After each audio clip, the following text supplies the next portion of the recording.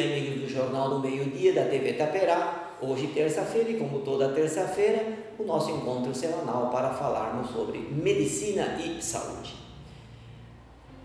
Apesar de estarmos no mês de junho, o frio já começou e certamente a gente pode constatar que nesse período de frio já iniciamos aquelas doenças mais comuns no período do outono e do inverno.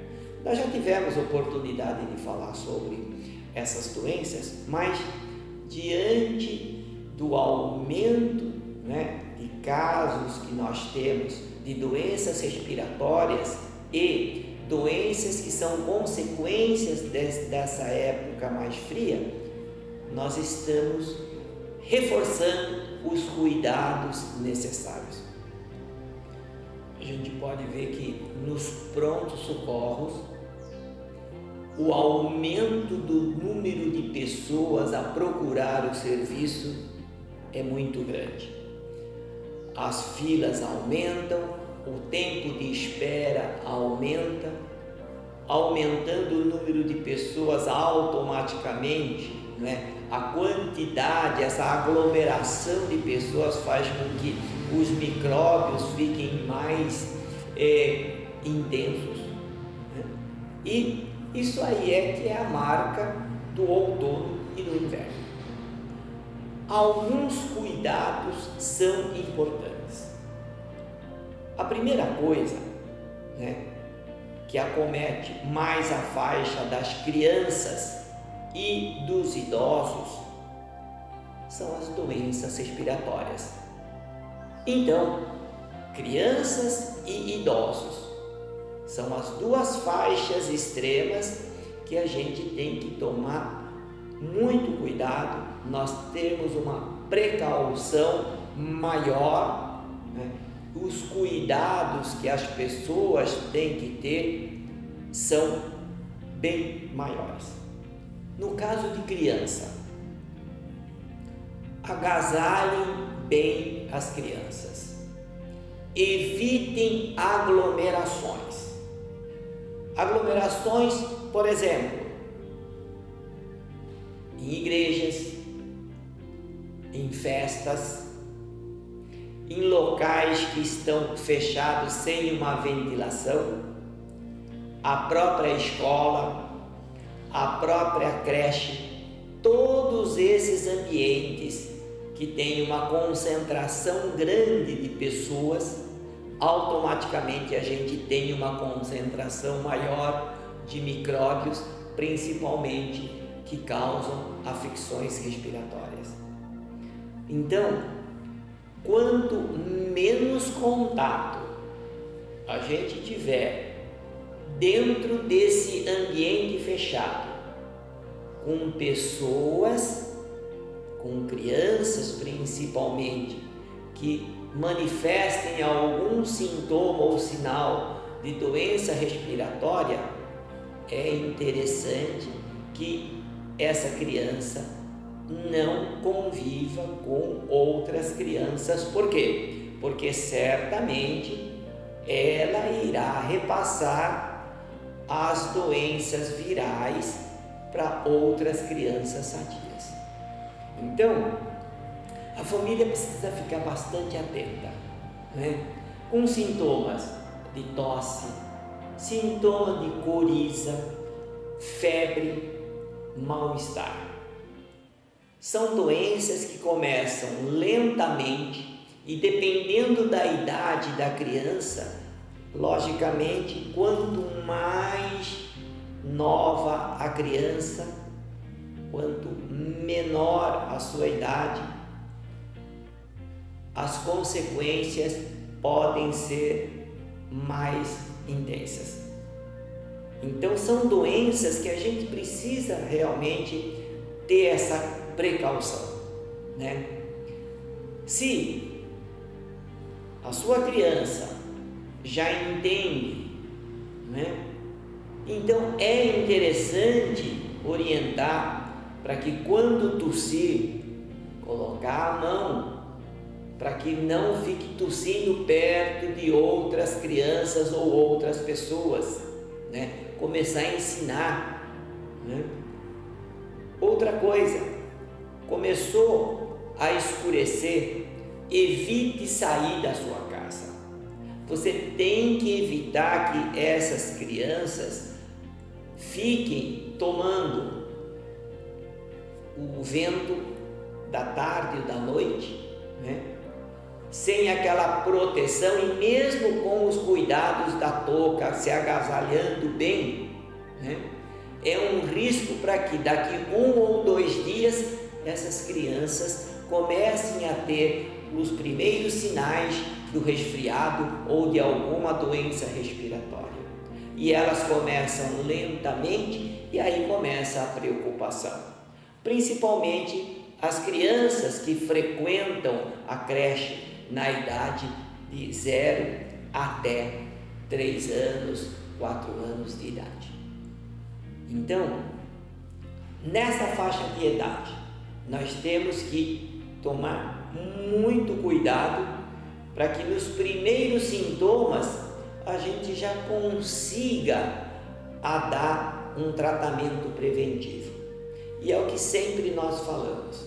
Em criança, tem 2 coisas fundamentais que você precisa fazer nos primeiros sintomas e sinais de um resfriado.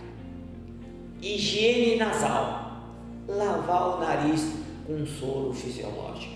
Quanto mais vezes você lavar o nariz, né, da criança com soro fisiológico, melhor. Um outro recurso importante, a inalação, né? As casas precisam ter o aparelho de inalação e a inalação é só com soro. Se precisar outros medicamentos junto da inalação, aí fica a critério do médico, tá? Mas antes de você levar para o médico, você fazendo higiene nasal e fazer várias inalações por dia, inclusive com a criança acordada, né? Porque quando a criança está acordada, a eficiência da inalação é melhor. Quando a criança está dormindo, o efeito é bem menor. Então a orientação é que quer fazer a inalação com a criança dormindo, tudo bem, mas o mais eficiente, o que vale mesmo é a inalação da criança acordada, né? E aí, quanto mais vezes você fizer, é melhor. E quantos dias eu faço a inalação? Olha, a inalação você tem que fazer no mínimo 8 dias. Por quê? Porque nenhuma tosse de criança vai cessar antes de 8 dias, é de 8 dias para mais. É por isso que a ansiedade da família faz com que a criança que começa a tossir, né, seja levada ao médico, seja no posto de saúde ou no pronto-socorro, várias vezes durante a semana, sem, na verdade, né, precisar algumas vezes. Por quê? Porque se a tosse não tem o aumento da intensidade, se o estado geral da criança não estiver piorando, se o sintoma só for a coriza e a tosse, então vale a pena você manter o tratamento em casa, cuidando da coriza, né, da higiene nasal e fazendo as inalações com o soro fisiológico, né? Por quê? Porque demora mesmo para cessar a tosse. Quando a tosse, já falei, quando a tosse é rápida, demora uns 8 dias. E a higiene nasal, quanto tempo eu faço? Aí eu já falo, olha, tem que ser no mínimo 2 semanas. Por quê? Porque a coriza demora muito mais tempo do que a tosse, né? Então, quando a criança, né, começa a ter a coriza e depois de 2, 3 dias começa a ter tosse, tá? Aí a família já leva para o pronto-socorro, aí recebe essas orientações, tá? Agora, só que devido ou à falta de informação ou de uma melhor orientação do profissional, né, as crianças vão retornando ao serviço, tanto do pronto-socorro como da unidade básica. E aí é mais um motivo para aumentar o número de pessoas que ficam esperando a consulta, aumentar o círculo de contaminação entre uma criança e outra por causa do acúmulo de pessoas naquele ambiente. Então, se você mantiver a boa higiene nasal, e fazendo as inalações só com soro, com certeza, na maioria dos casos, você consegue controlar em casa e só ir ao médico na eventualidade de você notar que a tosse aumentou de uma intensidade muito grande ou que houve aumento do padrão respiratório da criança, ou então se começou a febre e a febre está persistindo mais que 24 horas. Fora disso, vale a pena manter esses cuidados em casa, que na maioria das vezes, como eu falei, essas crianças vão ter um restabelecimento sem correr esse risco de ficar em contato com outras crianças, Então, crianças de creche, crianças que estão frequentando ambientes de muitas crianças, e que tenham dentro desse ambiente algumas crianças com doenças respiratórias, certamente o risco de se contrair doenças respiratórias vai ser bem maior. Agora, quanto mais nova a criança, certamente o cuidado e o acompanhamento da família tem que ser bem maior, E nos primeiros sintomas e sinais que houve um aumento, desses sinais que faz com que a família leve ao médico, certamente você vai ter que levar. A outra ponta, que são os idosos, é a mesma coisa, higiene nasal e inalação. Certamente, nos idosos, nós temos aquelas pessoas que são fumantes ou que foram fumantes. Certamente, nessa faixa de idade, os cuidados são os mesmos: evitar aglomerações, tomar cuidado, para não ficar em contato com outras pessoas que têm um quadro respiratório. Então, esse ambiente coletivo também não é bom para essas pessoas.